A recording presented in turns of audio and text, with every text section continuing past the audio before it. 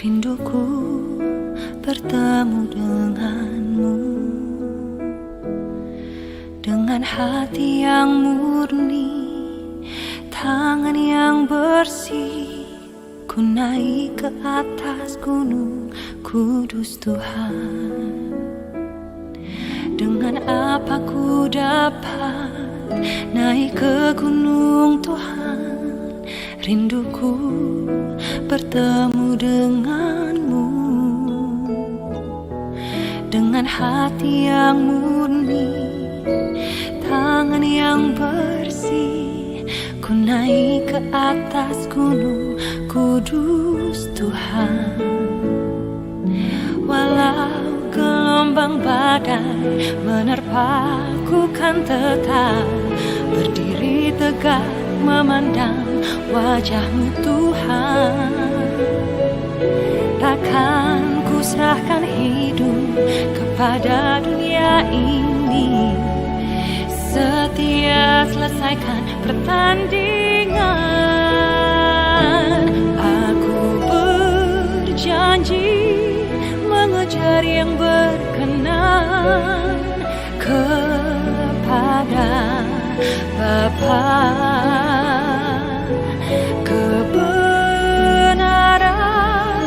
damai sejahtera, sukacita oleh Roh Kudus. Aku berjanji hidup dalam kekudusan bersama Bapa.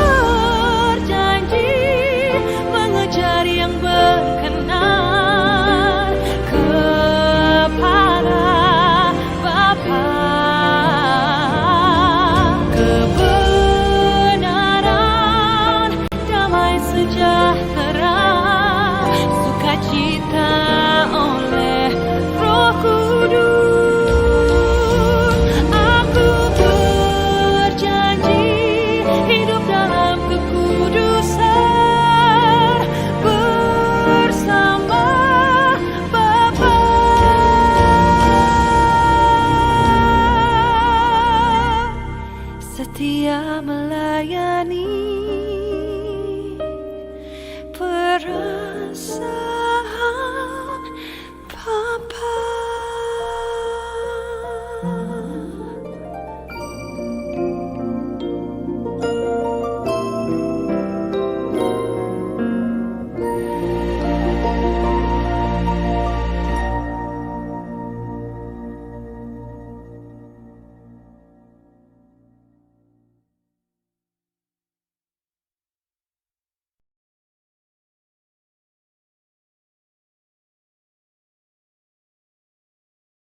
Terima kasih Bapa di surga buat kehadiran-Mu di tempat ini. Kami tahu Tuhan, ada begitu banyak hal yang sering kali menyakiti hati-Mu, dan kami ini membuat tembok antara kami dengan Engkau. Oleh karena kami membawa kebenaran kami sendiri, hari ini kami mau diberesi Tuhan. Kami sudah terlalu lelah dengan kehidupan kami yang membawa kebenaran kami sendiri. Ajari setiap kami, lembutkan kami. Kami mau belajar daripada-Mu Tuhan Yesus. Engkau berkata, belajarlah kepadaku karena aku lemah lembut dan rendah hati. Hari ini kami mau Tuhan memiliki hati seperti Engkau. Mudah dibentuk, mudah diajari, mudah ditegur, dan mudah dibawa masuk ke dalam hadirat. Kami mau Tuhan mengalami setiap kebaikan. Jamah setiap kami, hati kami yang masih keras, logika kami yang masih menguasai kami, kami hancurkan hari ini dalam nama Yesus. Semua kutuk, semua ikatan selesai hari ini oleh kuasa darah Yesus. Semua roh jahat yang masih menduduki hidup kami hari ini keluar di dalam nama Yesus. Dan kami persembahkan hidup kami sebagai persembahan yang hidup, kudus dan berkenan kepadamu. Urapi setiap kami Tuhan. Bicaralah kepada kami lewat rema yang kami tangkap masing-masing di dalam nama Yesus. Kami mengikat setiap kuasa kegelapan yang hendak mencuri firman. Kami hancurkan di dalam nama Yesus. Roh Kudus ambil alih dalam nama Yesus. Percaya katakan? Amin. Amin. Amin. Silakan duduk. Shalom. Ada anak-anak mau sekolah minggu atau mau gabung saja? Sekolah minggu atau gabung? Sekolah minggu. Mau sekolah minggu? Oke, ya. Ya, enggak apa-apa. God bless ya. Bless semuanya. Oke, hari ini sebetulnya pelajarannya sangat bagus. Saya harap semua yang di luar masuk aja ya. Yuli masuk aja, Yuli. Ya, masuk aja semua yang tugas di luar, kecuali yang sekolah minggu. Oke? Judulnya apa? Memberesi 3 kelemahan dan menikmati musim yang baru. Kalau kemarin saya membicarakan tentang kutuk terus ya. Nah itu sudah saya bahas, minta tolong untuk dipelajari lagi di rekamannya. Karena kutuk ini ada begitu banyak yang gak paham kalau ternyata hidupku tuh masih ada di dalam kutuk. Ya. Terus selain kutuk, ini kelemahan yang pertama kan kutuk ya. Yang kedua adalah sikap hati yang keliru. Dan yang ketiga adalah belum akil balik. Oke? Perhatikan ya. Ada 3 hal yang menghambat berkat Bapak Ibu semuanya, yang membuat Bapak Ibu itu stuck, tidak bisa progres. Gitu-gitu terus hidupmu. Ya walaupun berprogres tapi tidak berdampak. Ya, 3 hal ini yaitu 1 kutuk, saya sudah membahasnya. Yang kedua adalah sikap hati yang keliru. Yang ketiga adalah belum akil balik. Kutuk, sikap hati yang keliru, belum akil balik. Sekarang yang kedua ya, sikap hati yang keliru. Sikap hati yang keliru. Ayo kita buka di Ayub 1 ayat 4 sampai dengan 5. Ayub ini dibilang orang saleh loh. Dia mendapat pujian dari Tuhan. Sampai dia dipuji-puji di hadapan iblis, ya kan? Enggak ada loh orang di dunia ini yang sesaleh dia. Ya, ternyata iblis itu memang tukang cari kesalahan kita dan dia mendapatkan akses untuk masuk dan menyentuh Ayub. Ya, Ayub 1 ayat 4 dan 5. Saya ketemu semua? Saya? Oke. Baca bersama-sama 2, 3.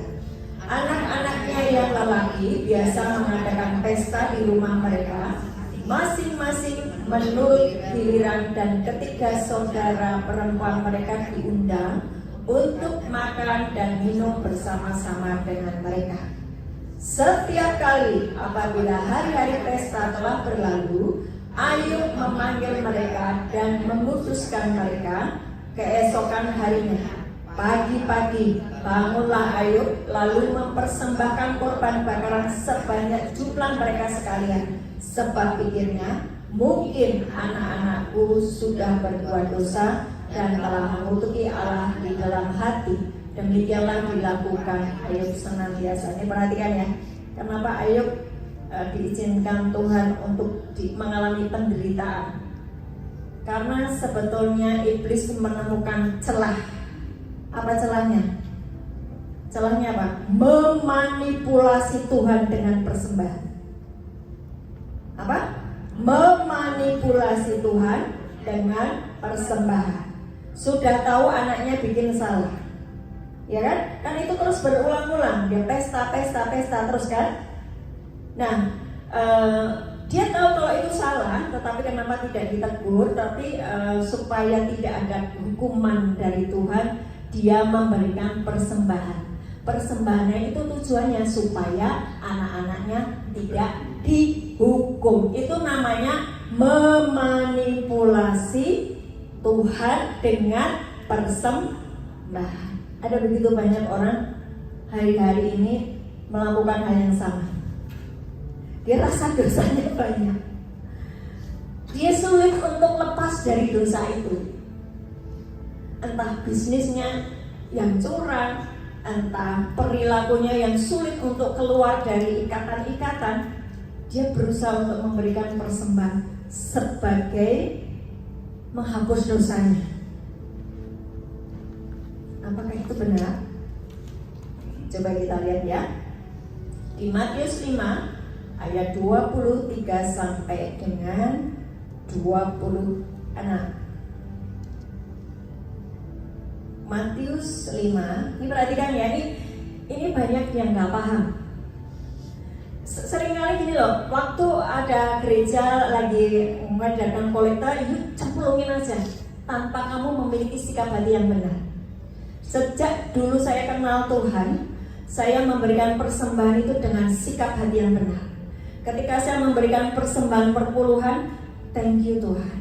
Ini ada perjanjian kekal antara aku dengan engkau, antara aku dengan keluargaku, bahwa engkau akan membukakan tingkap-tingkap langit dan tidak ada belalang pencuri, pengerit itu yang akan mencuri. Engkau bahkan memberkati kami berkelimpahan. Itu janjimu. Setiap kali saya memberikan persembahan perpuluhan, itu selalu ada firman yang keluar dari mulut saya. Jadi tidak pernah memberikan persembahan dengan ngasal plung gitu. Atau saya punya tendensi supaya gembala saya respect terhadap saya karena persembahannya banyak, terus ditulisin namanya bla bla bla. Nah, apa ditulis nama? Tetapi sikap hati kita ketika salah ini berbahaya. Matius 5 ayat 23 sampai 25. Dan kami ya? Yuk baca bersama-sama. Sebab itu, jika engkau mempersembahkan persembahanmu di atas mezbah dan engkau teringat akan sesuatu yang ada di dalam hati saudaramu terhadap engkau, tinggalkanlah persembahanmu itu di depan mereka, di depan mezbah itu, dan pergilah berdamai dahulu dengan saudaramu, lalu kembali untuk mempersembahkan persembahanmu itu. Segeralah berdamai dengan lawanmu selama engkau bersama-sama dengan dia di tengah jalan, supaya lawanmu itu jangan menyerahkan engkau kepada hakim, dan hakim itu menyerahkan engkau kepada pembantunya, dan engkau dilemparkan ke dalam penjara. Aku berkata kepadamu, sesungguhnya engkau tidak akan keluar dari sana sebelum engkau membayar hutangmu sampai lunas. Ya? Ternyata ketika kita memberikan persembahan dan ngasal, sementara kita masih punya konflik, nanti dibaca di ayat-ayat berikutnya, ada kamu masih bikin dosa lo dengan matamu. Kalau itu kamu bikin dosa dengan matamu, pucukilah, supaya kamu bukan dengan mata yang utuh kamu dimasukkan ke dalam neraka. Kamu salah dengan tanganmu, penggalah, kan gitu kan? Ayat selanjutnya baca seperti itu. Terus kemudian ada tentang perceraian, ya, tentang perceraian. Terus kemudian ada lagi konflik yang belum diselesaikan. Jadi waktu engkau memberikan persembahan, sikap hatimu tuh harus benar-benar engkau mencintai Tuhan, bukan karena memanipulasi Tuhan. Ayub itu kena habis-habisan karena memanipulasi Tuhan dengan persembahan. Ngerti ya? Bertobat ya sekarang ketika memberikan persembahan. Bu, kalau gitu saya tidak usah memberi persembahan aja, supaya aman.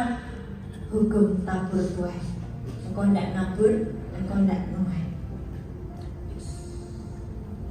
Apa bukti kasihmu kepada Tuhan kalau engkau tidak pernah menabur untuk pekerjaan Tuhan? Buktinya apa? Pelayanan tidak pernah. Duitmu kamu katepi sendiri, ya kan? Apa yang kau persembahkan untuk Tuhan? Engkau mungkin nggak bisa pergi ke lapas-lapas, engkau mungkin nggak bisa memberitakan Injil. Dengan apa engkau melayani Tuhan? Ketika engkau sibuk dengan pekerjaan siang malam, apa yang kau persembahkan untuk Tuhan? Daripada nanti kena seperti Ayub, sikap hati saya ini masih keliru-keliru Bu, takut Bu, nanti saya kena Ayub seperti Ayub, tambah keliru lagi. Susah tuh jadi orang Kristen, jadi orang pengikut Kristus itu sangat susah kalau engkau nggak pernah mau gali firman. Ujungnya kamu kejebak, kok salah kabeh, salah semuanya, ya. Jadi perhatikan ketika engkau memberikan persembahan, jangan memiliki yang namanya sikap hati yang keliru. Ya, ini bawah-bawahnya nanti dibaca sendiri di ayat itu. Kalau berzina tobat dulu, kalau mata kanannya menyesatkan penggalah, cungkilah. Terus kalau tangannya salah penggalah.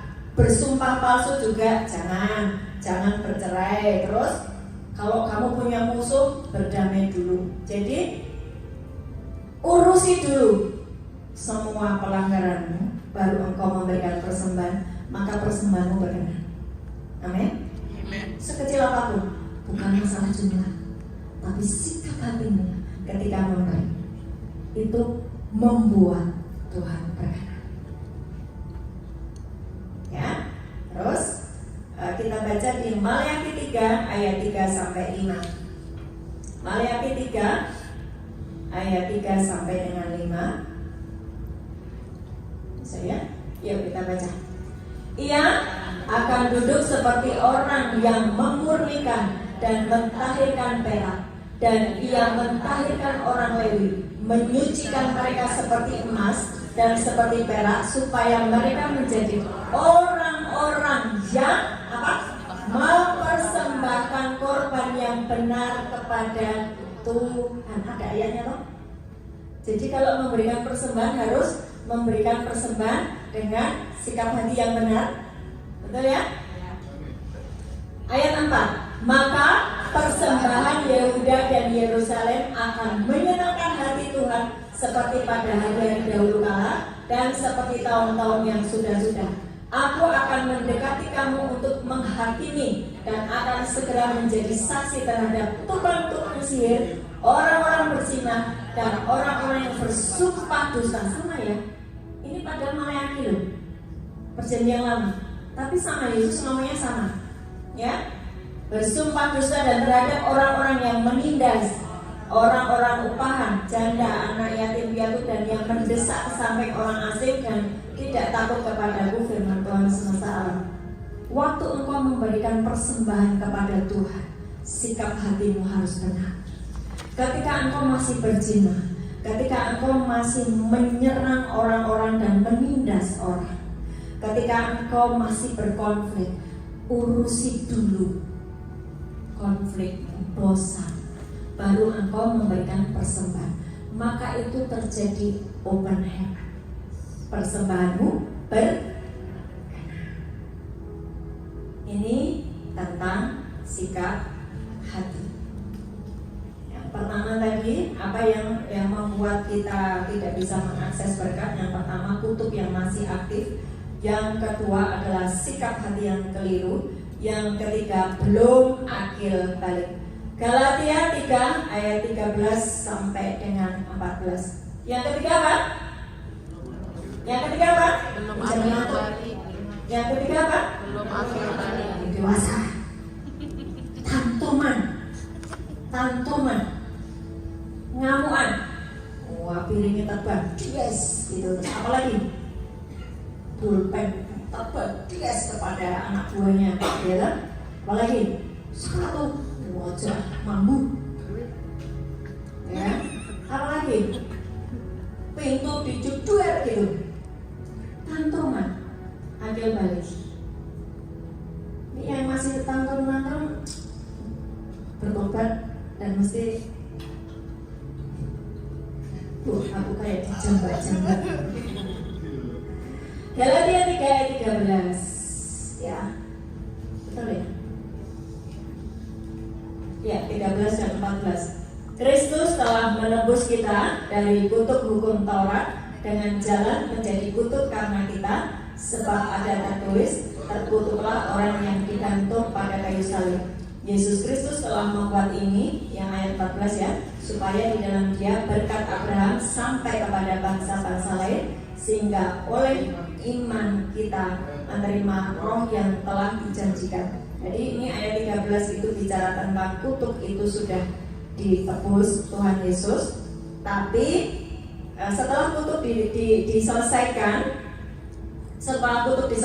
baru engkau menerima berkat. Tantrum atau ketidakdewasaan atau cepat marah itu membuat engkau mengalami yang namanya kutuk. Kita belajar kemarin ya, Saul itu punya sikap hati tantrum, belum ambil balik. Dosanya Daud itu apa sih sebetulnya? Sebagai seorang panglima perang, dia itu selalu membuat kemenangan demi kemenangan buat Saul, betul ya? Betul nggak? Loh, harusnya kan seneng toh? Harusnya. Tapi karena gara-gara suara yang membuat dia sakit hati, Saul memenangkan beribu-ribu. Terus Daud berlaksa-laksa, itu menyakiti hatinya. Iri menimbulkan kemarahan, sampai ketika dia lagi main keyboard kayak gini nih, lempar pakai tombak, dibunuh.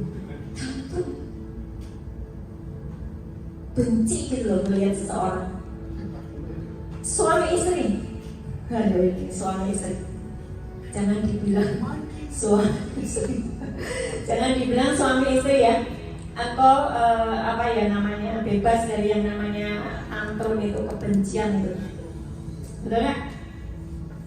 Sudah dibilang baju itu jangan ditaruh di kasur saya ini untuk tidur, bukan naruh anduk, naruh celana dalam, naruh baju ini. Setiap hari harus diomongin, maka engkau tantrum, lempar itu semua cucianmu ke dia, bertobat. Kenapa suamimu masih terus seperti itu? Sebetulnya ujian untuk engkau. Masih tantrum apa tidak? Saya mah sabar.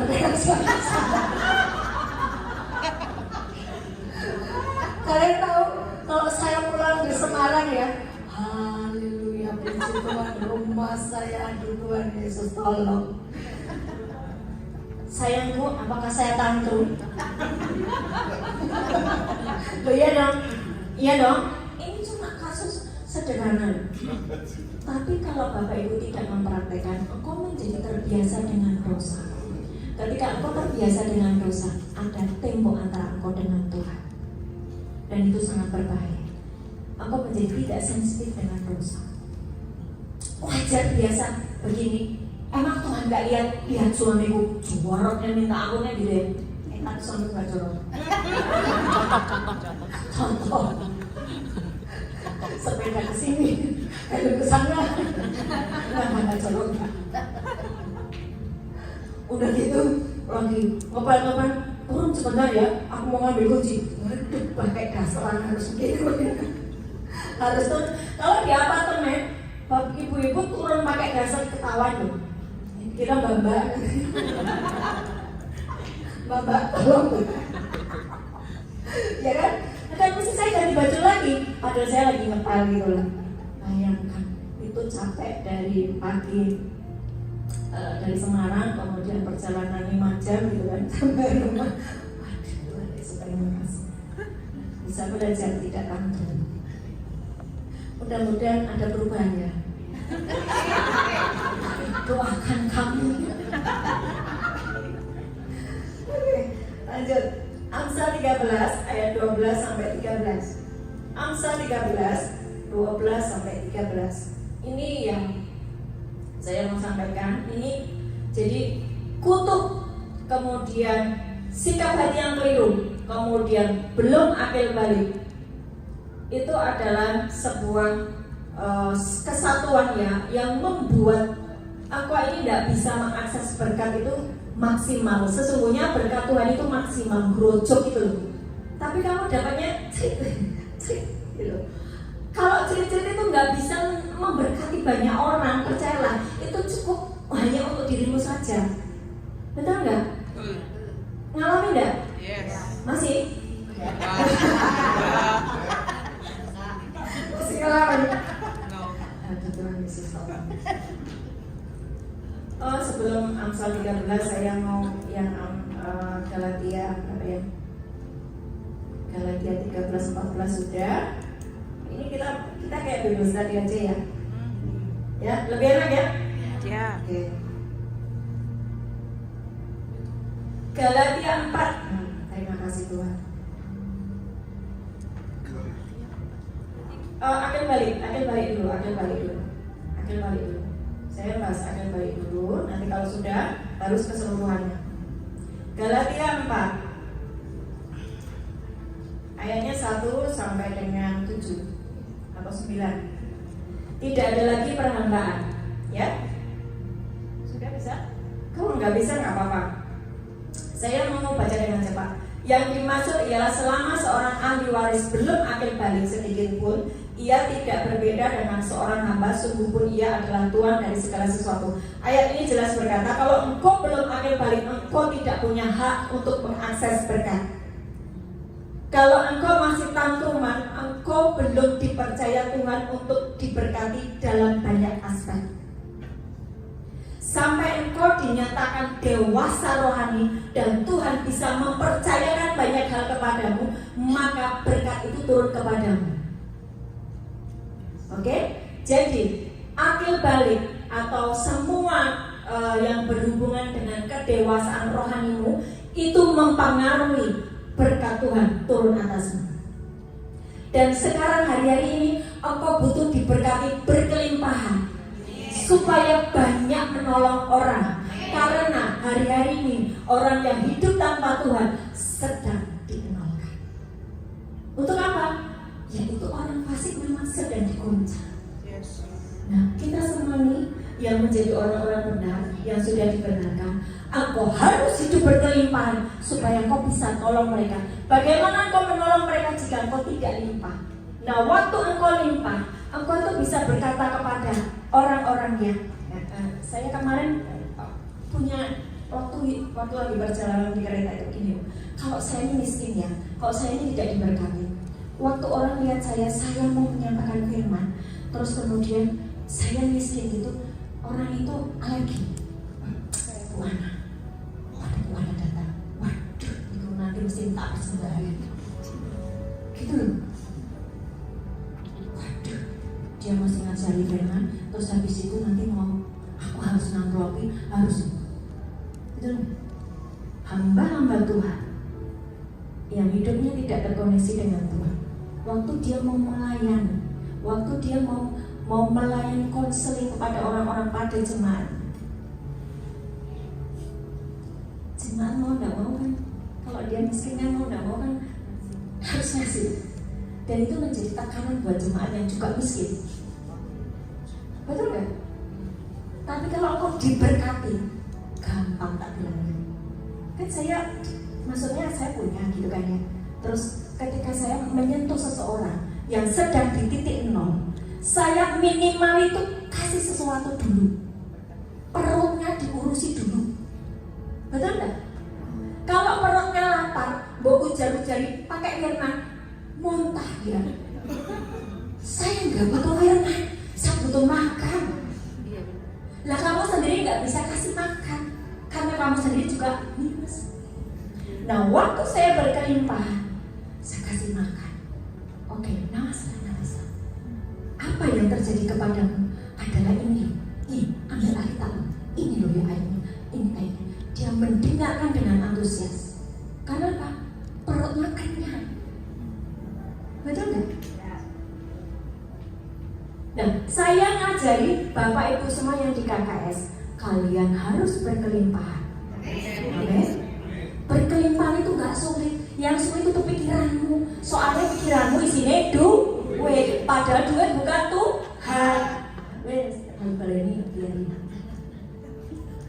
selama pikiran kita ini urusannya uang, engkau tidak terhubung dengan Tuhan. Tapi kalau pikiranmu nyantol dengan firman yang adalah Tuhan, maka uang akan mendatangimu. Amin. Dan sekarang yang pikirannya uang-uang bertobat apa enggak? Salah kalau enggak bertobat. Ya, miskin karena pencuri datang untuk mencuri, membunuh, dan membinasakan. Yesus datang untuk memberimu hidup, kehidupan yang ilahi dan berkelimpahan. Kehidupan ilahi itu apa toh? Enggak perlu sakit, enggak perlu sedikit-sedikit masuk angin, enggak perlu sakit lututnya, enggak perlu jantungnya kemot-kemot, enggak perlu. Karena dia berikan kehidupan Zoe atau kehidupan ilahi, kehidupannya Tuhan. Yesus nanti bangkit toh? Nanti sudah mengalahkan penyakit, sakit penyakit, semua kelemahan tubuh itu berasal dari maut dan juga dari pola hidup, pola makanmu yang tidak benar. Ya, tobat. Tadi di Galatia 4 ayat 1 ayat 2. Tetapi ia di bawah perwalian dan pengawasan sampai pada saat yang telah ditentukan oleh Bapaknya. Ini yang belum akil balik ya. Yang masih tantrum-tantrum tadi, masih iri hati, masih kepahitan, aku belum akil balik. Oleh karena itu rezekimu seret. Karena memang Tuhan belum memberikan kepercayaan kepadamu, belum bisa dipercaya. Ayat 3, demikian pula kita selama kita belum akil balik, kita takluk juga kepada roh-roh dunia. Ya dong, kalau kamu tantrum, roh marah, berarti kan diduduki bukan Roh Kudus toh. Lah roh apa? Lah ya roh kemarahan itu. Kalau kamu berzina terus, pornografi terus, apakah di situ ada Roh Kudus? Lah isinya apa? Lah itu pornografi itu.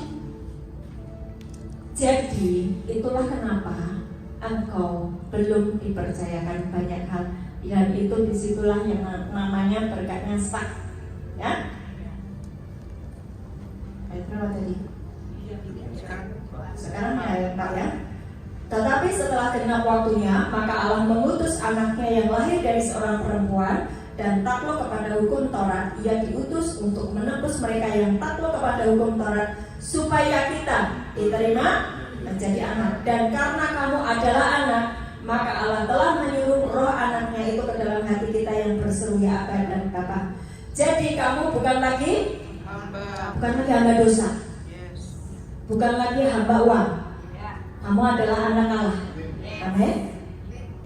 Jadi kamu bukan lagi hamba, melainkan anak. Jikalau kamu anak, maka kamu adalah ahli waris oleh Allah.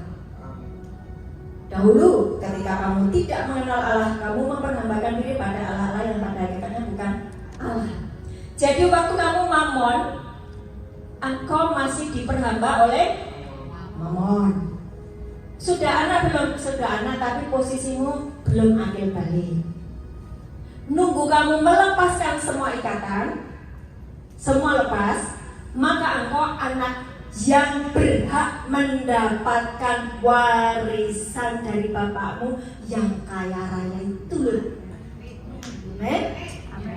Ngerti ya sekarang? Kenapa rezekinya ceracik-ceracik? Mendapat warisan. Oh, nggak ngerti. Oke, sekarang perhatikan Amsal 13 ayat 12 dan 13. Amsal 13 ini saya ulang-ulang, walaupun beberapa yang sudah mengikuti Zoom mungkin sudah ayatnya sama ayat kemarin, ya betul, supaya mencetak di pikiran Bapak Ibu semua. Amsal 13 ayat 12 dan 13. Harapan yang tertunda menyedihkan hati, tetapi keinginan yang terpenuhi adalah pohon kehidupan. Siapa meremehkan firman, ia akan menanggung akibatnya. Tetapi siapa taat kepada perintah akan menerima balasan. Nah, perhatikan ayat 12, Amsal 13 ayat 12. Harapan yang tertunda menyedihkan hati. Orang yang kutubnya masih jalan, orang yang masih belum akil balik, orang yang sikap hatinya keliru, setiap kali dia menginginkan sesuatu pasti gagal. Tadinya sudah mau dinipu kliennya, sudah wah saya mau dapatkan proyek miliaran, tapi gagal. Tadinya tuh Bu ini sudah mau oke Bu, tapi gak jadi karena dia meninggal. Tadinya Bu yang kayak gitu loh. Harapannya tertunda, itu menyedihkan hati. Jadi ada bagian-bagian yang iblis itu menyabotase berkatmu dan masa depanmu. Oleh karena apa? Ketidakakuratanmu itu tadi loh. Yang 3 tadi loh. Apa? Kutuk, sikap hati keliru, belum akil balik. Ini membuat berkat yang seharusnya engkau terima lengkap, berkelimpahan, iblis punya hak untuk menutupnya. Terus ayat berikutnya, tetapi keinginan yang terpenuhi adalah pohon kehidupan. Jadi engkau menginginkan sesuatu cuma batin saja, datang. Engkau cuma bergumam saja, aku pengen ya punya sesuatu yang begini. Engkau cuma pasang tuh, saya ngalami loh, pasang gambarnya itu di situ. Aku pengen kayak gini Tuhan, dikasih dua. Apa itu? Rahasia. Aku cuma menginginkan saja Tuhan. Kalau enggak apa-apa, dikasih. Artinya sudah tidak ada iblis yang menahan berkat yang memang sudah jadi porsi bagian.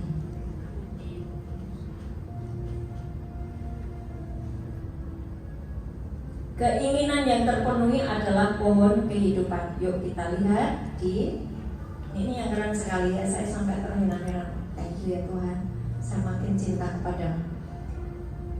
Wahyu 22 ayat 1 sampai 3.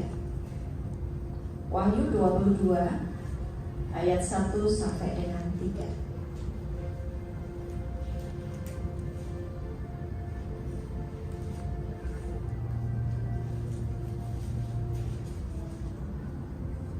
Lalu ia menunjukkan kepada gua apa? Sungai air kehidupan yang jernih bagaikan kristal dan mengalir keluar dari tahta Allah dan tahta anak domba itu. Di tengah-tengah jalan kota itu ada apa? Yaitu di seberang menyeberang sungai itu ada apa? Pohon-pohon kehidupan yang berbuah 12 kali, tiap-tiap bulan sekali, dan daun pohon-pohon itu dipakai untuk menyembuhkan bangsa-bangsa.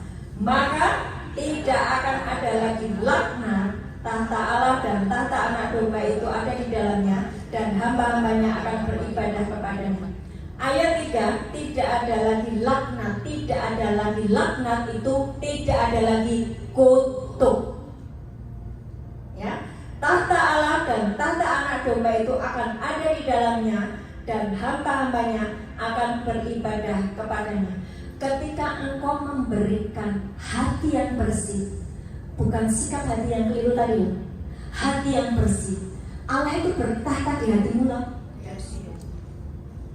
Kalau hidupmu menjadi tahtanya Tuhan, artinya Bapa, Putra, Roh Kudus diam di dalam Yohanes 14 ayat 23. Kalau engkau mengasihi aku, engkau akan menuruti firman-Ku, dan kami akan berdiam di dalam kamu. Loh, berdiam itu artinya apa? Kamu menjadi tahtanya Tuhan. Menjadi tahtanya Tuhan itu tempat tinggalnya Tuhan. Waktu engkau menjadi tempat tinggalnya Tuhan, engkau menjadi pohon kehidupan. Lewat hidupmu orang yang sakit sembuh. Lewat hidupmu orang yang hancur hati, mereka dipulihkan. Lewat hidupmu orang yang mau bunuh diri, tiba-tiba membatalkannya karena engkau membawa realita Tuhan tadi. Waktu sikap hatimu benar, engkau memberikan hati yang bersih, tempat bertantanya Bapa, Putra, dan Roh Kudus, maka tidak ada lagi kutuk di dalam hidupmu.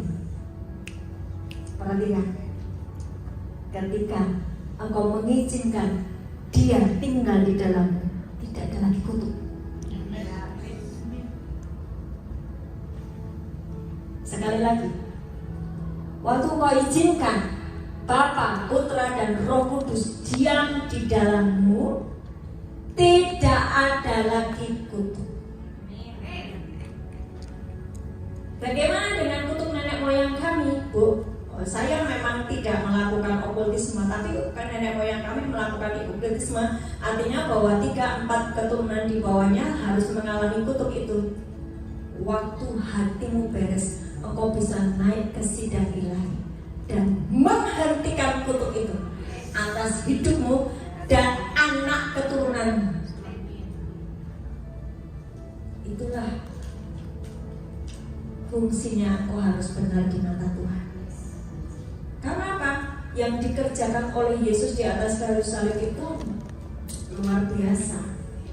Nggak kaleng-kaleng.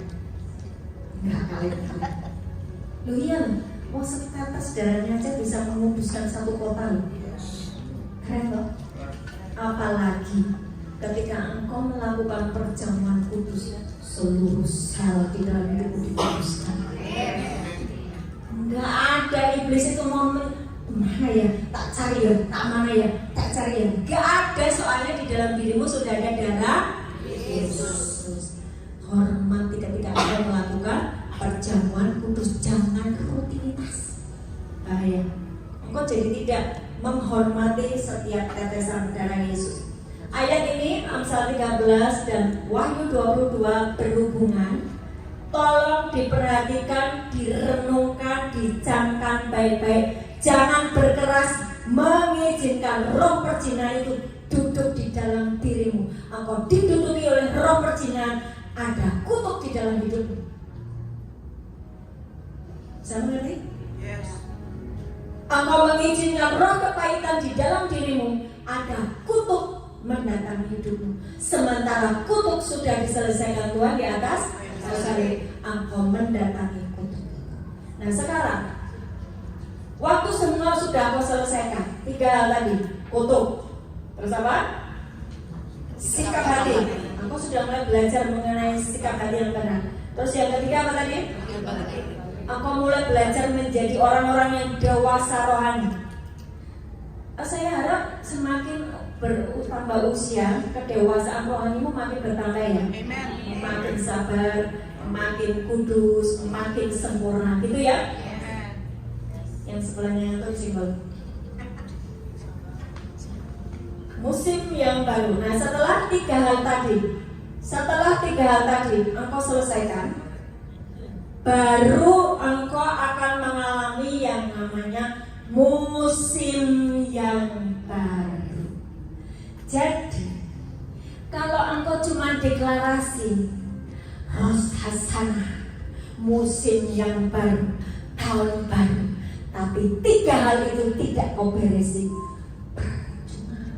engkau menyediakan wadah yang bocor, wadah yang kotor, di mana nggak ada realita Tuhan di situ.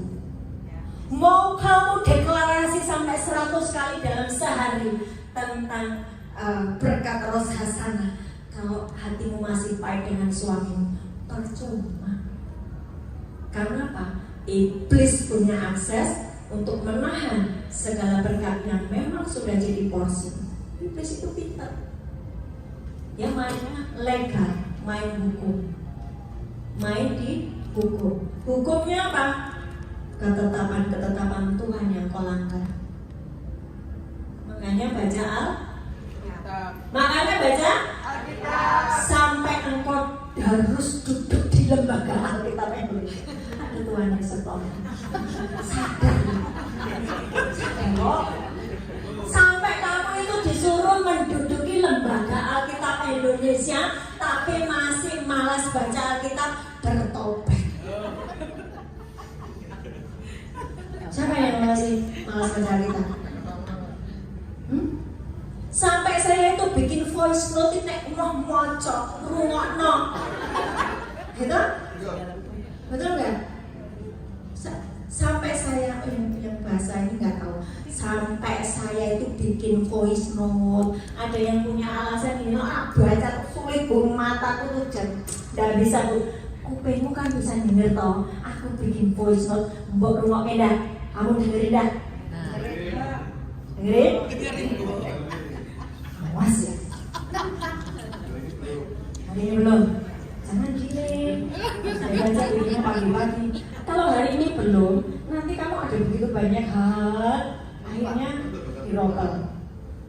Nah sekarang kita akan bahas tentang musim yang baru. Masih ada 1 jam, tenang. Jadi saya nggak buru-buru. Yesaya 61. Yesaya 61.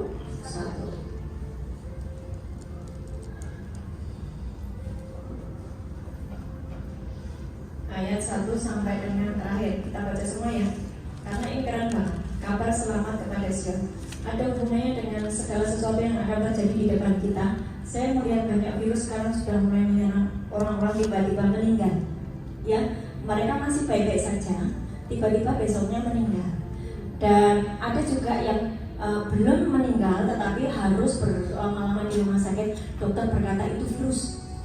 Dan saya terlalu banyak mendengar itu setiap hari. Dan ini virus sedang bekerja. Saya mau Bapak Ibu mengerti ayat ini. 3 hal lagi beres ya. Oke ya? Oke. Yang tidak ngomong oke, oke ya? Oke. Sebagai panggilannya gembala itu begitu. Galak, tapi ya lembut. Kelembutan orang krungu-krungu ya cudek ya, sampai engkau bangun, wake up dan mengerjakan apa yang Tuhan harus sudah sampaikan lewat firman-Nya. Yesaya 61 ayat 1 sampai 11. Yuk dibaca bersama-sama. Roh Tuhan Allah ada padaku oleh karena Tuhan telah mengurapi aku. Ia telah mengutus aku untuk menyampaikan kabar baik kepada orang-orang yang sengsara, merawat orang-orang yang remuk hati, untuk memberitakan pembebasan kepada orang tawanan dan kepada orang-orang yang terkurung kelepasan dari penjara. Perhatikan, kalau roh Allah ada padamu, berarti roh-roh dunia udah lenyap dong. Betul nggak? Sepakat? Sepakat. Berarti kamu sudah menyediakan wadah hati yang bersih dong? Betul, nggak kepahitan lagi, bisa mengampuni, bebas, betul kan? Terus engkau nggak tantrum-tantrum lagi dong? Ya kan? Nggak lempar piring pada istrimu, ya? Nggak, sudah. Berarti roh Allah diam di dalam kamu. Amin. Nah kalau sudah roh Allah diam di dalam kamu, kamu ikut ibadah roh sana, ibadah sono sini, minta diurapi, susuk sama hamba Tuhan. Habis itu tuh kamu dikasih tugas rendah. Tapi enggak, kok kerjaan tuh? Kok yang mana aku diurapi? Terus hidupku, ya udah untuk diriku sendiri. Salah lagi, betul nggak? Yang terjadi kan begitu toh? Betul enggak? Ya. Hidupmu hanya untuk dirimu sendiri, pengurapan yang dikerjakan kepada hamba Tuhan kepadamu.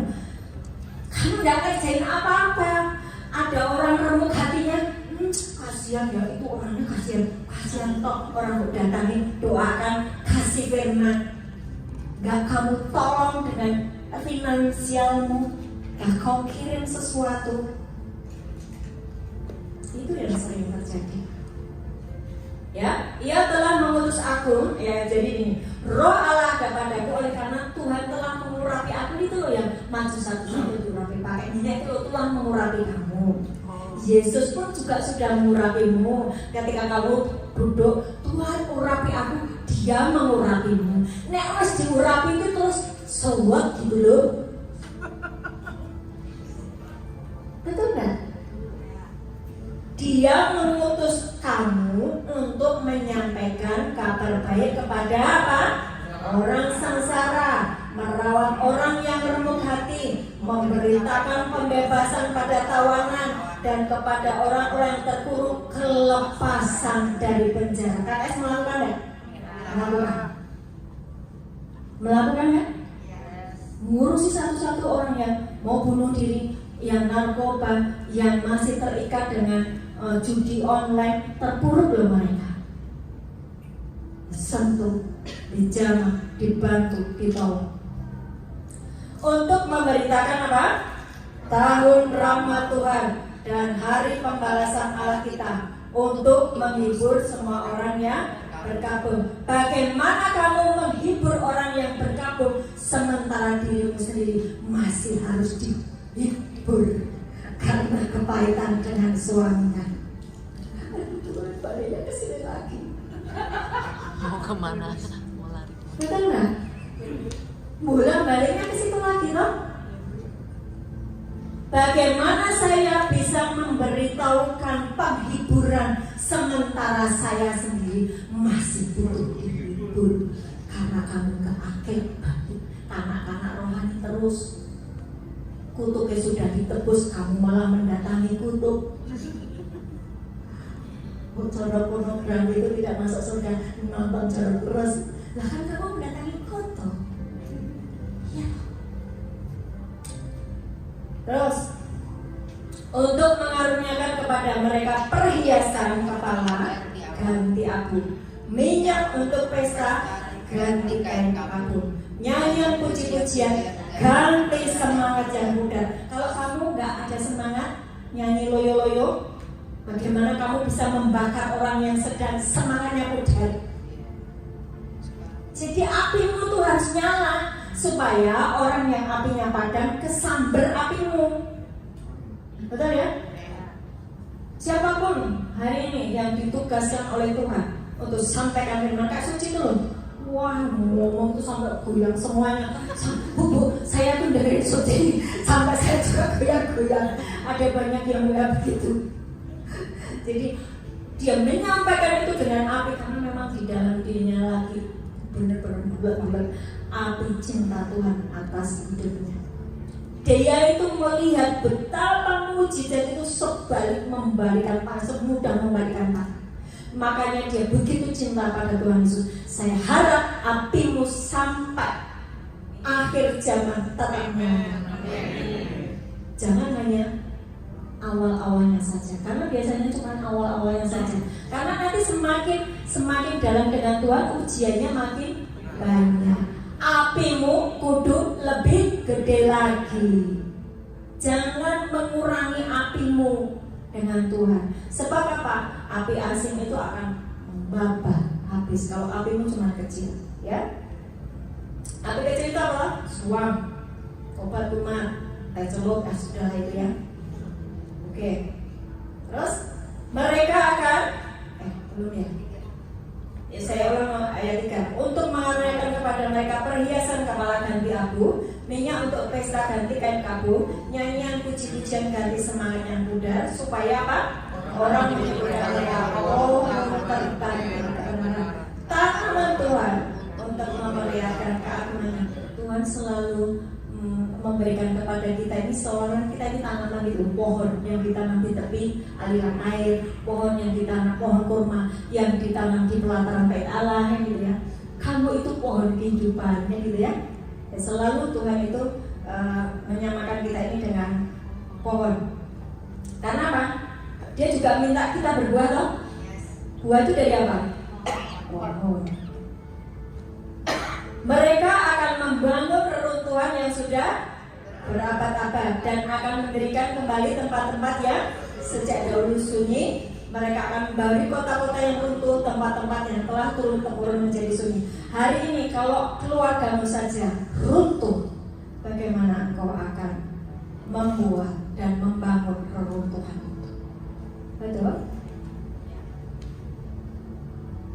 Jadi mari responi hari ini setiap firman Tuhan bukan tentang suamimu yang tidak bertobat-tobat, tapi tentang dirimu sebagai seorang istri yang harus terkoneksi dengan Bapa di surga.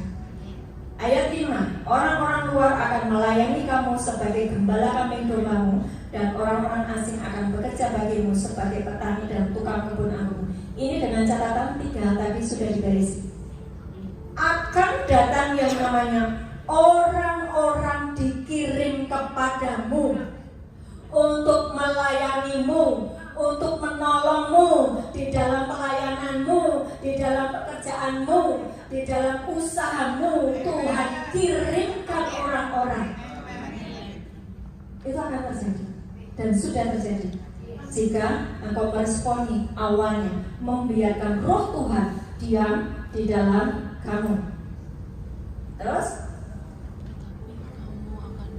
tetapi kamu akan disebut imam Tuhan. Imam ada yang kere enggak? Tidak ada imam yang kere. Imam itu hidupnya dipelihara Tuhan. Tapi Bapak itu sudah jadi imam dan raja ini belum? Kan itu pertanyaannya.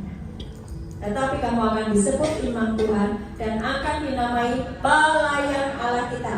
Kamu akan menikmati apa? Haleluya, kekayaan bangsa-bangsa, dan akan memegahkan diri dengan segala harta benda mereka. Sebagai ganti bahwa kamu mendapat malu 2 kali lipat. Dulu ketika engkau difitnah, dulu ketika engkau tidak dimengerti, dulu ketika engkau dibuang, kau malu. Sebagai gantinya Tuhan akan kamu akan mendapatkan warisan 2 kali lipat di negerimu, dan sukacita abadi akan menjadi kepunyaanmu. Sebab aku Tuhan mencintai, makanya baca Alkitab. Tuhan itu mencintai hukum, kamu mencintai sinetron.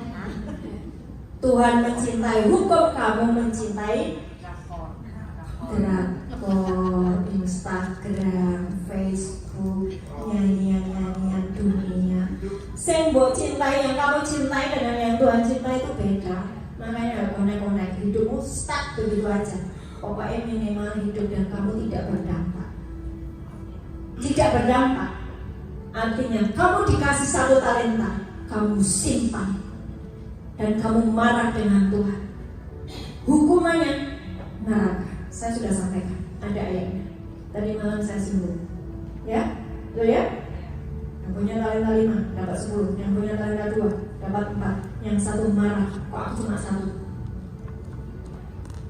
Tuhan menghukum orang yang tidak mengerjakan talentanya. Sebab aku Tuhan mencintai hukum dan membenci perampasan dan kecurangan. Aku akan memberi upahmu dengan tepat dan akan mengikat perjanjian abadi dengan kamu. Keturunanmu akan amin di antara bangsa-bangsa, dan anak cucumu di tengah-tengah suku bangsa, sehingga semua orang akan melihat mereka dan mengakui bahwa mereka adalah keturunan yang diberkati. Amin. Halo. Dengan catatan 3 tadi diurusi. Terus 10. Aku bersukaria di dalam Tuhan, jiwaku bersorak-sorai di dalam Allahku. Sebab ini perhatikan, Ia mengenakan pakaian keselamatan kepadaku dan menyelubungi aku dengan jubah kebenaran. Seperti pengantin laki-laki yang mengenakan perhiasan kepala dan seperti pengantin perempuan yang memakai perhiasannya. Saya mau bahas ini karena hari-hari ini kita nggak tahu, ada isu mau gempa bumi, ada isu virus, ada isu nanti 2025 akan ada pandemi yang kedua. Isu-isu itu ketika mau mengenakan pakaian keselamatan, jubah kebenaran, tidak akan mengenai. Ketika engkau mengizinkan hatimu ini menjadi tatanya Tuhan, engkau tidak kena. Betul nggak? Lawang ada Tuhan di dalam dirimu kok sampai kena keruntuhan? Tidak mungkin. Justru kehadiranmu sebagai orang benar, sebagai orang yang membawa realita Tuhan, sebagai orang yang mengizinkan hatinya sebagai tata Tuhan, di situ bencana tidak boleh terjadi. Amin. Jadilah orang benar. Ketika ada orang benar, di situ bencana tidak boleh terjadi. Jadilah orang benar di dalam rumahmu, maka di situ virus tidak boleh ada di rumah. Engkau mengenakan jubah keselamatan dan kebenaran. Apa itu? Jubah keselamatan. Pakaian keselamatan. Bukankah Bapak Ibu sudah diselamatkan? Bukankah kita sudah belajar tinggal di dalam Kristus? Betul ya? Kristus sudah menebus engkau dari kutuk hukum Taurat. Engkau harus tetap tinggal di dalam Kristus, jangan keluar. Kapan kamu keluar? Ketika engkau berontak terhadap hukum-hukum Tuhan, nabrak hukum Tuhan, engkau keluar dan engkau tidak mengenakan baju keselamatan. Itulah kenapa iblis punya alamat, alamatnya sing jubah keselamatannya dilepas. Itu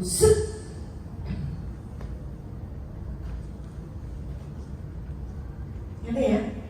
Betapa pentingnya Bapak Ibu mengerti hukum-hukum Tuhan dan janji Tuhan itu ya dan amin. Ikuti saja.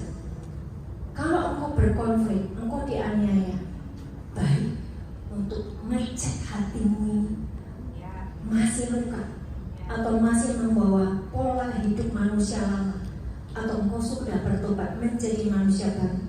Hidup yang kuhidupi hari ini adalah Kristus, bukannya aku lagi. Apakah engkau sudah mempraktikkan firman? Betul ya?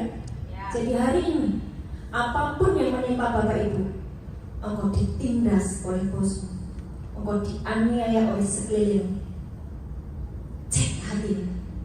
Apakah kamu masih marah, tantrum, atau engkau malah meninggalkan Tuhan?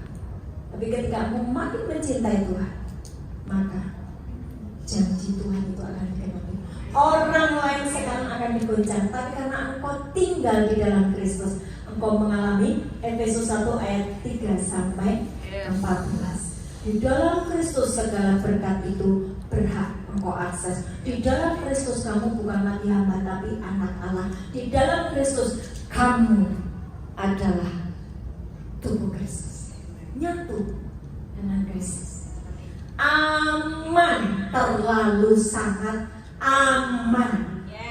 Mau ada bencana apapun, omongi firman tadi yang disampaikan. Aku sudah menyediakan tanah hati yang baik. Aku sudah menjadi tahtanya Bapa. Aku tinggal menyatu di dalam Kristus. Maka di situ tidak boleh ada bencana. Engkau bisa meminimalkan bencana. Goyang-goyang dikit itu kan namanya minimal. Ya tetap goyang-goyang toh. Goyang deg-degan gitu kan. Minimal. Tapi tidak ada keruntuhan. Tentu tuh ayatnya tadi bilang begitu, tidak ada keruntuhan. Waktu engkau dengar ada berita mau bencana, ayat itu ngomongin tidak ada keruntuhan di tempatku. Aku akan membangun keruntuhan. Tidak boleh ada keruntuhan.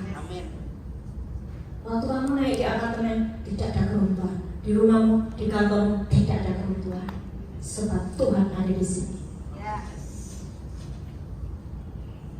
Terus virus tidak boleh menyentuh hidup. Sebab engkau sudah mengenakan pakaian keselamatan dan jubah kebenaran. Apa jubah kebenaran? Apa jubah kebenaran? Apa jubah kebenaran? Firman Tuhan. Baliknya firman lagi. Kebenaran itu apa sih? Firman Tuhan. Kebenarannya apa? Engkau sudah diampuni, sudah didamaikan. Engkau ini anak Allah, itu kebenarannya. Jadi itu kan harus menjadi pola pikirmu, cetakan berpikirmu.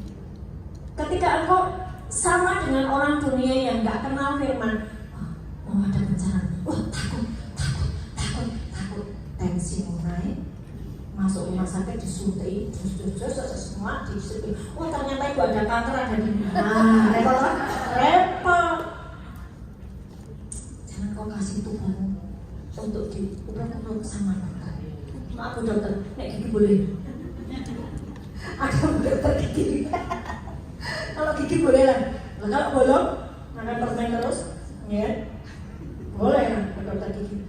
Tapi kalau bentar-bentar ke dokter, masuk angin dikit ke dokter, tubuhmu dikuasai orang lain, bukan dirimu sendiri.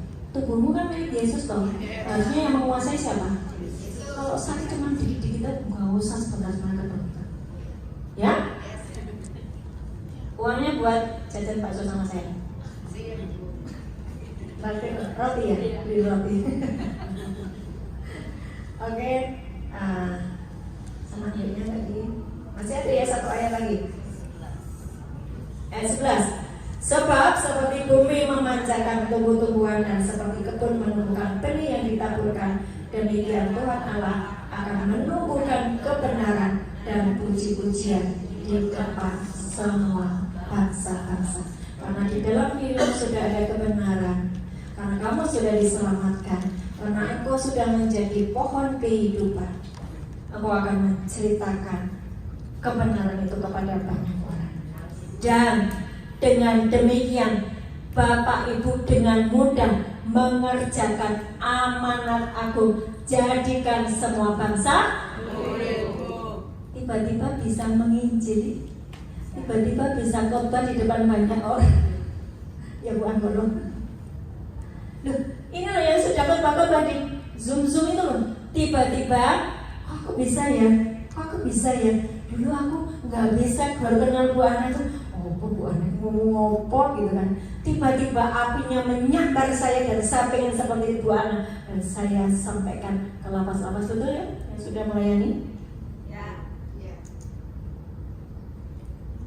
Mari, apa yang menjadi agenda Tuhan itu kita kerjakan, apa yang menjadi amanat Tuhan itu kita kerjakan. Kita nggak boleh menjadi orang pasif. 1 talenta engkau simpan, hukumannya neraka. KKS semua berfungsi ya? Semua berfungsi ya? Jangan cuma amin doang. Nanti hari Jumat kalau ketemu saya di Zoom, semua harus dibuka. Pakai baju yang bagus. Jangan kotoran. Loh iya kan? Jangan kotoran. Terus kalau saya bertanya harus saya sangat itu firman itu saya sudah mengalami itu. Harus seperti itu. Sebagai tanda apa? Dalam dirimu sudah ada api. Dalam dirimu itu sudah menyala yang namanya pengurapan Tuhan, dan kamu siap untuk diutus Tuhan kemanapun engkau berada. Nyanyi di sini jangan nggak pede. Ayo, singernya Jakarta loyo. Sorry ya, saya kalau di Semarang saya bisa sama lompat Pak. Kalian, dia dulu itu apa? Nggak berani. Semuanya ya, jangan bakar. Kan tadi sudah 3 hal kan, sudah kamu urus itu, nggak boleh bakar. Tapi kita harus belajar upgrade. Ini dulu bukan seorang penyanyi, tapi kebetulan suaminya suka gitar, mau nggak mau harus nyanyi. Lah ada di mana ada dia kan ada dia, tak panggil nyanyi WL. Tadinya nggak bisa, tapi karena jam terbang, makin dia ngulik cara jadi WL itu gimana sih, cara membawa hadirat Tuhan itu gimana. Dia ngulik, dia belajar. Enggak marginal. Ya istilahnya Bapak marginal kan. Marginal kalau biasa aja datang flat. Kaleng-kaleng. Tapi dia ngulik terus. Sekarang setiap dia kali nyanyi, saya bisa lompat dan nanti bulan November, ingat ya, bulan November saya akan membawa rombongan Semarang worship di sini, oke? Semua datang ya. Kita akan memuji, menyembah Tuhan terus, dan beberapa firman yang saya sampaikan tentang menyembah Dia di dalam roh dan kebenaran itu kayak apa sih, gitu ya. Jadi supaya ketika engkau nyanyi itu nggak flat, Tuhan aja. Dia mah pura-pura nyanyinya, gitu loh, ya. Sampai kecium sesuatu yang harum di hadirat Tuhan. Loh, Bu, malu Bu, saya tuh kalau gebrak-gebrak itu yang malu. Loh, itu kamu mau persembahkan untuk jiwa dan roh untuk Tuhan. Urusannya apa dengan manusia? Yes. Saya nggak peduli. Orang ngelihat saya, Tuhan itu biar. Yang penting Tuhan disuka. Daud itu menyanyi seperti orang gila atau menari-nari toh, betul nggak? Dan Tuhan suka nggak? Nah, kok kamu kayak nyanyi aja? Nggak berani.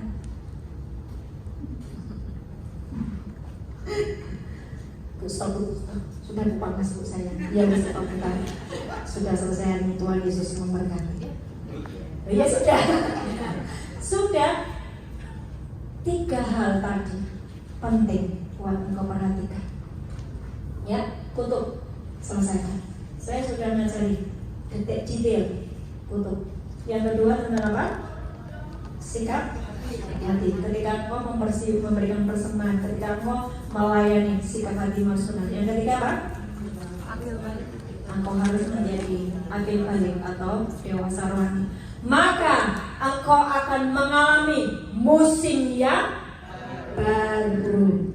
Musim yang baru di mana Tuhan membukakan semua perbenaran surganya, memberkatimu berkelimpahan, supaya engkau nolong orang-orang di luar sana yang sedang terpisah dari Tuhan dan mengalami kekeringan. Kamu bisa seperti itu karena kamu limpah. Amin. Tuhan Yesus memberkati. Tahun depan, bulan depan datang ya, ajak banyak-banyak. Ya, nanti tidak muat tuh berdiri. Lesehan. Ngesot sih. Lesehan. Tidak apa-apa. Tidak apa-apa. Sedikit tidak apa-apa. Iya. Besut. Ya, duduk di sini tidak apa-apa. Besut mahal. Kita mau menikmati hadirat Tuhan. Ya, semangat ya, awas ya, mesti sampai tembus surga ya. Semua diberesin, semua sikap hatimu yang hari ini kamu masih suka baper diberesin. Karena sebentar lagi akan tiba masa kegelapan dan engkau bersinar, engkau menjadi api, engkau setting pindah dari dosa kepada